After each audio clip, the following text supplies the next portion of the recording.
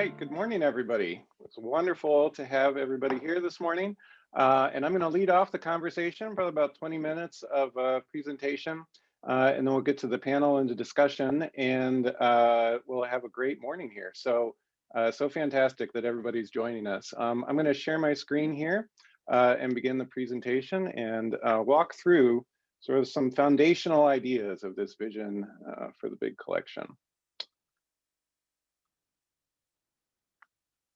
Let me just start that up. Okay. So to start off here, really, I just want to begin with gratitude. I mean, I am sitting here in Chicago in Hyde Park on the south side. We had 10 inches on top of 10 inches of snow over the last month. And in the last few days, the sun has come out and melted all of it, and there's hardly any left. So tremendous gratitude for the wonderful weather. Also gratitude for the 15 university librarians and directors who came together in the fall of 2019 and signed this collective commitment to an interdependent future. If it weren't for the courage of those individuals and signing that piece of paper, we wouldn't be here today. Also tremendous gratitude just for the immense activity and the number of people that are engaged in peer groups and initiatives across the Big Ten library initiatives groups. Really remarkable, and there's so much and such wonderful things that I've constantly been learning about. And so many of you are here today, and so many hundreds more who are joining from across all of our great libraries. Just tremendous to have everybody here, and very grateful for everybody joining. I want to take a look just at the Big Ten Alliance, at the map. This is the map. These are our logos, the 15 libraries that are engaged in this initiative together. And as Keith was describing, have been collaborating and building for over 60 years across the Alliance. The Big Ten Academic Alliance, as Keith was saying, is about so much more than the libraries, of course. It's the activity across IT and the arts and sciences and research. There's so many programs across the Big Ten. The libraries is what we're going to take a look at today, and really looking at how the libraries can fit in and provide an enormous boost and competitive edge to everything that happens across the Big Ten. Brenda Johnson is the chair of the library directors, and the library directors really hold the commitment and sit at the center of this alliance and holding the activity as they have for these over 60 years. If we look at the Big Ten then, working at scale, what is the Big Ten? And these numbers I like to visit them because they just expand a mind out into what we're really talking about. $10.1 billion in funded research, over 600,000 students, over 50,000 faculty, and we reach that library portion of it, the 114 million library volumes, and we're going to talk about that because it's so much more than the library volumes, but 114 million volumes when you look at us all together, and over 2,500 staff. And almost 600 of you are here today, 25% of the staff across our libraries. If we rise up then to another level and look at the Big Ten from another perspective as the network, really this is the DNA of the Big Ten Academic Alliance, joining our strengths together, creating something more than the sum of our parts, and articulating the needs of the whole as we coordinate holistic action and really work for the collective interest and the greater good. This is the power of collaboration. It is the power of the big collection.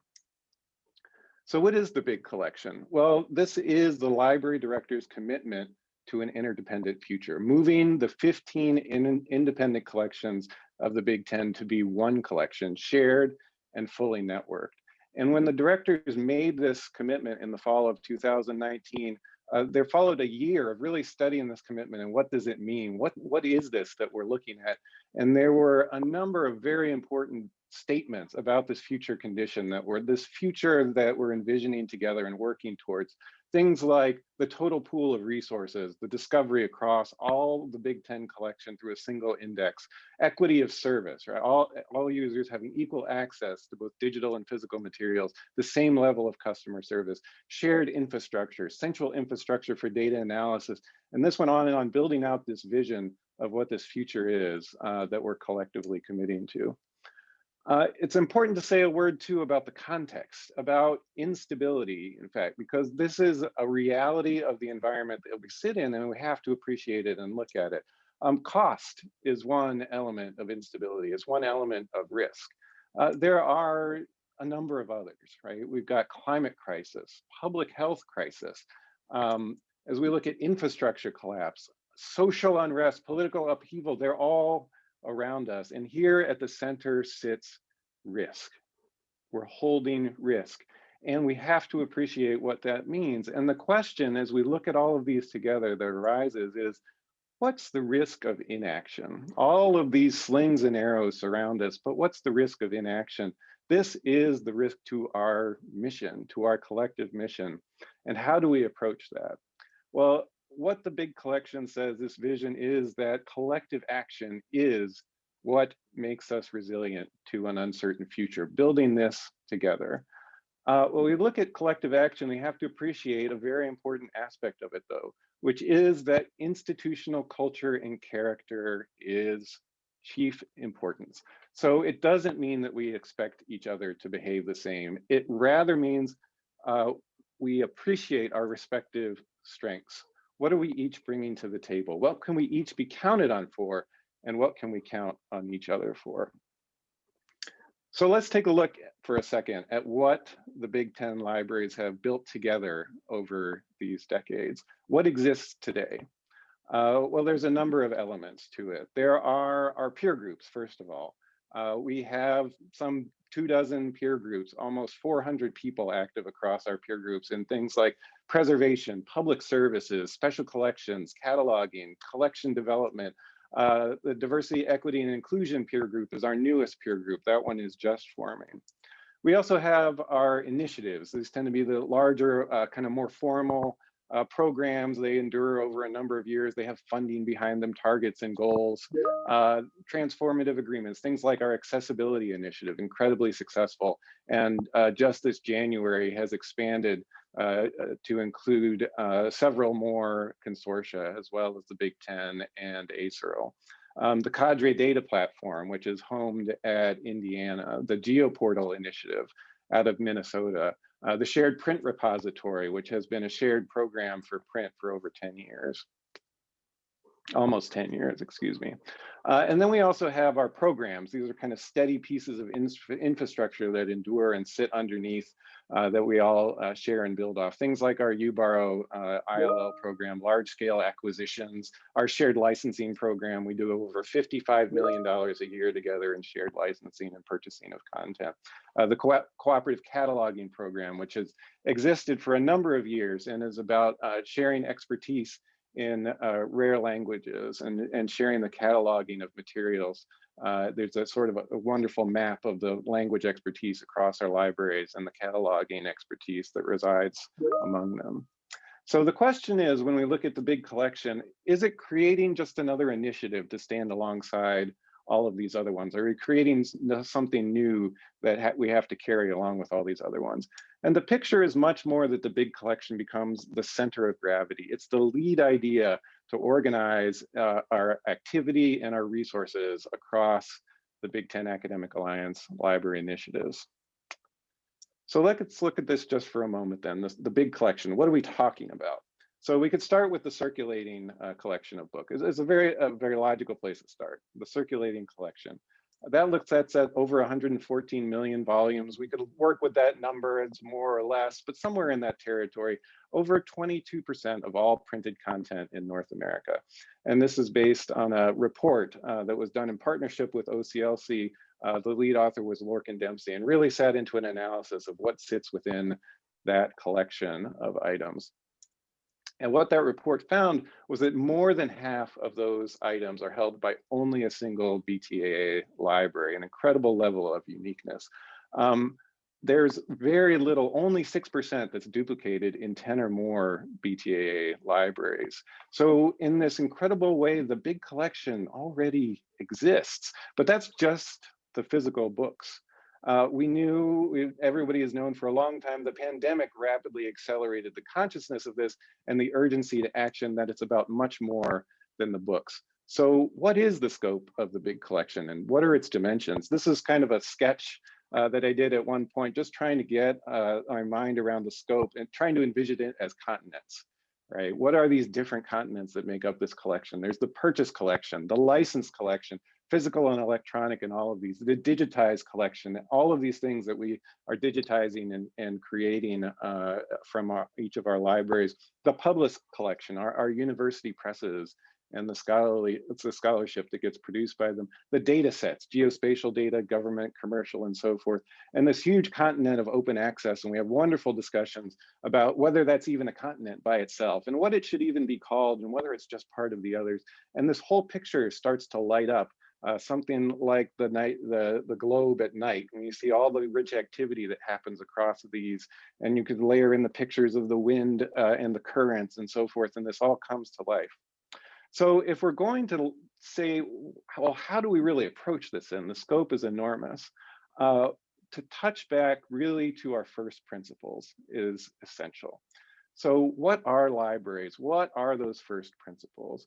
Community investment in a shared resource. These are the things that have endured across hundreds of years. Egalitarian access to the tools of knowledge creation. The provider of domain expertise to empower researchers. The facilitator of interdisciplinary and cross-institutional collaboration, and very importantly, the long-term guardian and preserver of the research products of the institution. So if we sit with those first principles and we step back and say, all right, this ambition, this aspiration of the big collection, well, how do we do that, right? Is there an RFP that we can put out? Can we just purchase that? Can we ask someone to put that in place for us? And the truth is, it's not out there. The tools and systems exist, but they're much more a kit of parts. They're not solutions in and of themselves. And that actually creates a wonderful insight about the big collection, which this is not an implementation problem. It's an opportunity for artful design. And when we step into that opportunity, what we get to do, what we get to imagine, what we get to move towards is that we will collectively design the future that we want to see.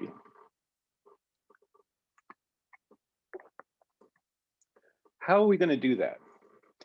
Since we can't put out an RFP, we can't ask someone to do this for us. What do we lean into? And this is what we've picked up as the basis for this initiative is the innovation model. What the innovation model says is let's try to balance producing early visible victories. This may take many years, but we can't wait for many years to see the products of this. It has to have meaningful impact and real value for the lives of the staff, for the faculty, and the students right now.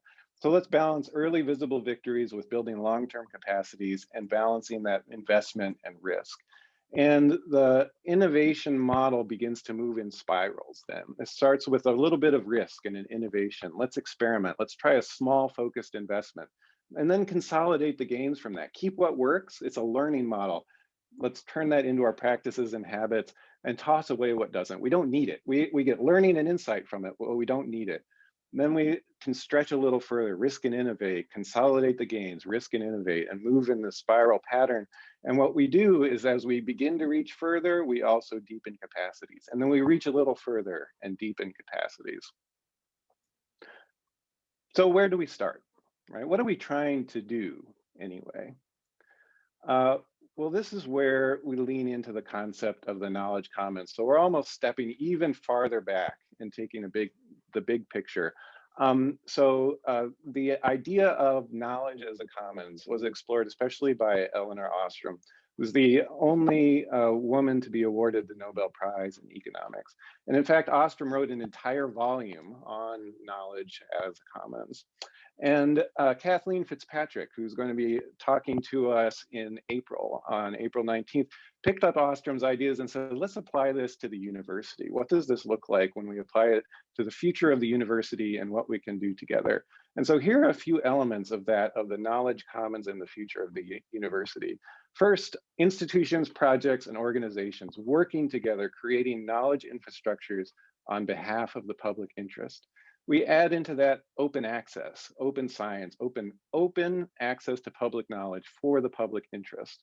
And finally, a third component, the sustainable creation and preservation of scholarly and scientific knowledge for the public interest. This creates a picture of the knowledge commons, of the ideal. But what we are facing right now is incredible risks that are making their way into that commons, threats, for profit, the money interests, making their way into the heart of the commons and threatening to pull it apart. And scholars could stand back and very reasonably look at this commons and ask questions like, what gets saved? Who decides and why? What are the terms and who gets to see what? And we lean into these very important questions that start to strike at the heart of equity, inclusion, of durable knowledge, of public knowledge for the public interest. So this is what we are tasked with together. This is our challenge. And where do we begin? As we look at the big collection, this is what it is. We begin with building the infrastructure for the knowledge commons. So if we're looking at knowledge, infrastructure, and services, these four areas are the lead strategic priorities for where we begin to work. In discovery, the total pool of resources across all 15 of our research libraries. Delivery, rapidly, anywhere, regardless of who owns it or where it is held. Knowledge creation itself, scholarly communications, radically expanding publishing opportunities and advancing open scholarship, and above all, prioritizing the freedom of choice for our faculty, our researchers, our healthcare providers. Absolutely, that must stand at the front, is freedom of choice. And finally, knowledge preservation, durable, scalable, open, and trustworthy for the future.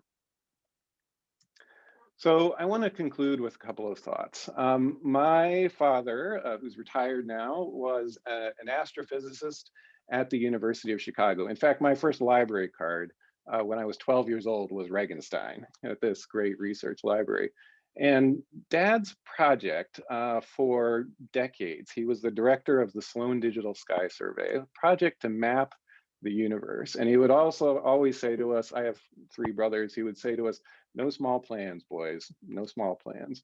I was much older until I finally learned that that was actually a quote from Daniel Burnham, a wonderful architect who lived in the Midwest, created many wonderful architecture projects and led many groups. And his quote was, make no little plans. They have no magic to stir the blood, and probably themselves will not be realized. Make big plans, aim high in hope and work, remembering that a noble logical diagram once recorded will never die, but long after we are gone, be a living thing, asserting itself with ever-growing insistency. So with some apologies to Mr. Burnham, I'm going to make one slight modification to his very well-known quotes. Make big plans.